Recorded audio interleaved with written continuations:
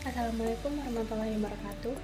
Saya Yatina Falahi dengan NIM B1D02310194 dari Fakultas Peternakan kelas B2. Di sini saya akan menjelaskan tentang peran Pancasila dalam mengatasi permasalahan bangsa. Pertama-tama, saya akan menjelaskan tentang asal-usul negara Indonesia. Menurut Plato dan Aristoteles, natura negara diasalkan dari manusia. Mereka berpendapat bahwa suatu negara dibentuk secara natural, bukan konvensional atau buatan. Akan tetapi, menurut Thomas Hobbes, negara terbentuk karena hasil kesepakatan bersama atau konvensional. Di sini dapat dilihat bahwa Indonesia menggunakan keduanya. Yang kedua, negara Pancasila. Pancasila merupakan dasar negara bangsa ini. Pancasila di sini sesungguhnya mempunyai peran penting dalam menghadapi masalah yang ada di bangsa ini. Jika Pancasila dikuasai dengan benar, bukan hanya dijadikan simbol semata, maka dari itu pendidikan moral Pancasila sangatlah penting bagi negara ini agar seluruh rakyat mampu melaksanakan dasar negara ini dengan benar, sehingga konflik yang terjadi di negara ini bisa dihindari, serta para pemimpin dan wakil rakyat dapat mengemban amanah rakyat dengan baik, sehingga dapat terbentuk negara berPancasila. Yang ketiga itu saya akan menjelaskan tentang pengertian Pancasila. Pancasila sebagai dasar negara sering juga disebut dengan dasar falsafah negara. Pancasila dipergunakan sebagai dasar untuk mengatur pemerintahan negara. Dengan kata lain, Pancasila digunakan sebagai dasar untuk mengatur seluruh penyelenggaraan negara.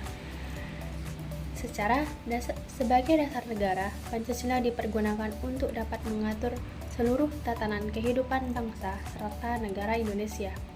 Hal ini mengandung arti bahwa segala sesuatu yang berhubungan dengan pelaksanaan sistem ketatanegaraan Negara Kesatuan Republik Indonesia harus berdasarkan Pancasila. Yang keempat, pembahasan pokoknya yaitu peran Pancasila dalam antisipasi permasalahan bangsa.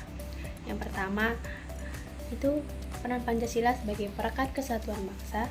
Yang kedua, sebagai landasan keberagaman. Yang ketiga, sebagai sistem pemerintahan yang demokratis. Yang keempat, sebagai penanggulangan radikalisme dan ekstremisme. Dan yang kelima, sebagai pembangunan sosial dan ekonomi yang berkeadilan. Adapun faktor penyebab permasalahan bangsa, yang pertama yaitu kemiskinan, kedua, korupsi, ketiga, penegakan hukum yang lemah, keempat, kualitas pendidikan yang lemah, kelima, pengelolaan sumber daya alam yang buruk, keenam, kasus SARA yang merajalela, ketujuh, kesenjangan sosial, kedelapan, kemacetan, kesembilan, pengangguran, dan kesepuluh, banyak daerah yang kurang diperhatikan. Solusi untuk mengatasi permasalahan bangsa tersebut yaitu yang pertama, adil dalam kekuasaan. Yang kedua, pemerataan pendapatan. Yang ketiga, pemerataan pendidikan. Yang keempat, pemerataan pengetahuan dan wawasan. Yang kelima, pemerataan kesehatan. Yang keenam, pemerataan pekerjaan. Dan yang ketujuh, pemerataan keamanan atau rasa aman. Adapun strategi pemahaman dan penerapan Pancasila dalam mengatasi problem untuk mencapai tujuan nasional bangsa Indonesia yaitu menurut sila pertama, yaitu ketuhanan yang Maha Esa, secara garis besar mengandung makna bahwa negara melindungi setiap pemeluk agama untuk menjalankan ibadahnya sesuai dengan ajaran agamanya, tidak memaksakan suatu agama atau kepercayaan kepada orang lain. Yang kedua, menurut sila kedua yaitu kemanusiaan yang adil dan beradab, mengandung makna bahwa setiap warga negara mendapatkan perlakuan yang sama di mata hukum karena Indonesia berdasarkan atas negara hukum. Mengakui persamaan derajat, persamaan hak, dan persamaan kewajiban antara sesama manusia. Menurut sila ketiga, persatuan Indonesia mengandung makna bahwa seluruh penduduk yang mendiami seluruh pulau yang ada di Indonesia ini merupakan saudara tanpa pernah membedakan suku, agama, ras, bahkan adat istiadat atau kebudayaan. Selanjutnya, menurut sila keempat itu mengandung maksud bahwa setiap pengambilan keputusan hendaknya dilakukan secara jalan musyawarah untuk mufakat, bukan hanya mementingkan segelintir golongan saja yang pada akhirnya hanya akan menimbulkan anarkisme, tidak memaksakan kehendak kepada orang lain. Yang kelima yaitu menurut sila kelima, yaitu keadilan sosial bagi seluruh rakyat Indonesia, mengandung makna bahwa setiap penduduk Indonesia berhak mendapatkan penghidupan yang layak sesuai dengan amanat UUD 1945 dalam setiap lini kehidupan. Mengandung arti bersikap adil terhadap sesama, menghormati dan menghargai hak orang lain. Selanjutnya, permasalahan bangsa di era digital. Sering ditemukan beberapa oknum yang tidak bertanggung jawab dan melakukan penyalahgunaan sosial media. Masa pandemi yang mengharuskan untuk melakukan work from home dan kegiatan lainnya yang perlu menggunakan beberapa platform. Adapun kasus-kasus yang terjadi melalui media online yaitu cyberbullying atau sering dikenal dengan kasus bullying, yaitu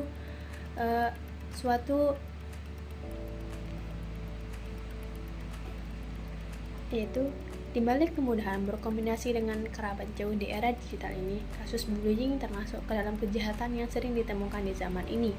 Hal ini dilakukan dengan cara memberikan komentar negatif atau kritikan yang tidak sopan dari satu individu ke individu atau kelompok. Yang kedua itu hoax, berita bohong atau biasa dikenal dengan sebutan hoax saat ini menjadi salah satu fenomena yang mengkhawatirkan. Sudah menjadi hal yang umum ketika masyarakat menyebarluaskan berita mengenai informasi melalui grup chat yang satu ke grup chat yang lainnya. Namun, sangat disayangkan ketika informasi yang disebarkan tanpa mengetahui kebenaran informasi tersebut. Yang ketiga, penipuan. Seperti yang kita ketahui, niat yang muncul dari penyebaran berita bohong ialah penipuan. Dalam hal ini, sering ditemukan berbagai cara yang dilakukan oleh oknum untuk meningkatkan perekonomian pribadi, terutama dalam transaksi jual beli. Penipu juga melakukan hipnotis melalui telepon genggam. Banyak kasus yang ditemukan bahwa pelaku meminta transfer berupa uang melalui rekening atau pulsa dengan jumlah yang besar dan secara berkali-kali. Hal ini biasanya disadari oleh penjual jasa transfer dan penjual pulsa karena korban biasanya membeli dagangannya dengan tatapan yang kosong dan sambil menelepon seseorang. Yang keempat, kekerasan seksual. Belakangan ini, publik dikejutkan dengan ramainya pemberitaan media perihal kasus-kasus kekerasan seksual. Bukan hanya sekedar laporan kejadian pemerkosaan biasa. Hal ini lebih miris lagi bahwa praktik pemerkosaan dilakukan dengan cara-cara amat sadis. Selain dinodai hak asasi dan harkat kewanitaannya, korban tidak jarang terpaksa harus meregang nyawa akibat kekejaman dari si pelaku. Adapun peran Pancasila dalam mengatasi permasalahan digital. Implementasi Pancasila sangat penting di era digitalisasi ini. Pancasila dengan 5 butir sila yang begitu indah sudah sepatutnya dapat menjadi pedoman utama dalam bijak untuk bersosial media. Sila-sila Pancasila dapat meminimalisir terjadinya penyimpangan-penyimpangan yang telah disebutkan di atas. Dalam sila pertama, rakyat Indonesia harus bisa menghargai atas perbedaan yang dimiliki dan tidak seenaknya untuk menjadikan agama sebagai bahan lelucon. Sila kedua yaitu kemanusiaan yang adil dan beradab. Dalam butir kedua Pancasila menerangkan mengenai hak dan kewajiban setiap manusia yang sama rata tanpa membeda-bedakan dari berbagai hal. Butir ketiga Pancasila berbunyi Persatuan Indonesia, bermakna nilai-nilai kehidupan di Indonesia yang merupakan kemajemukan di masyarakat. Sila ini tentunya menjaga persatuan agar tidak terjadi perpecahan antara individu karena hal-hal buruk yang dilontarkan pada sosial media. Sila keempat Pancasila berbunyi kerakyatan yang dipimpin oleh hikmat kebijaksanaan dalam permusyawaratan perwakilan. Dalam hal ini, seluruh manusia harus bijak dan menyelesaikan masalah dengan baik pula, agar tidak menjadikan hal yang sama saja dengan pelaku. Sila kelima Pancasila berbunyi keadilan sosial bagi seluruh rakyat Indonesia. Sebagai para pelindung sipil, sudah seharusnya bijak dalam menentukan keputusan yang adil tanpa melakukan kelicikan, dan mengatasnamakan para pejabat dan peran penting lainnya. Selanjutnya Adapun peran Pancasila dalam mengatasi permasalahan bangsa, yaitu peran Pancasila untuk mengatasi konflik di tanah Papua, peran untuk menjaga perdamaian umat Islam, peranan Pancasila dalam upaya pencegahan gangguan psikologis pada remaja, dan yang terakhir itu peran Pancasila dalam menghadapi arus globalisasi. Jadi kesimpulan yang dapat saya ambil dari uraian yang sudah saya sampaikan yaitu peran Pancasila dalam mengatasi permasalahan bangsa yaitu yang pertama, pedoman moral dan etika sebagai dasar negara yang kuat, persatuan dan kesatuan, gotong royong dan Bhinneka Tunggal Ika, penyelesaian konflik dan tantangan dalam berbagai hal sebagai keadilan sosial, sebagai identitas nasional dan kebanggaan, dan terakhir sebagai penghormatan terhadap HAM.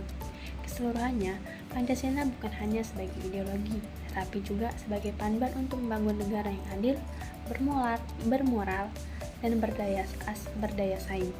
Penerapan nilai-nilai Pancasila menjadi kunci dalam mengatasi berbagai permasalahan bangsa dan membangun Indonesia yang lebih baik. Sekian penjelasan yang dapat saya sampaikan tentang peran Pancasila dalam mengatasi permasalahan bangsa. Kurang dan lebihnya mohon dimaafkan. Wassalamualaikum warahmatullahi wabarakatuh.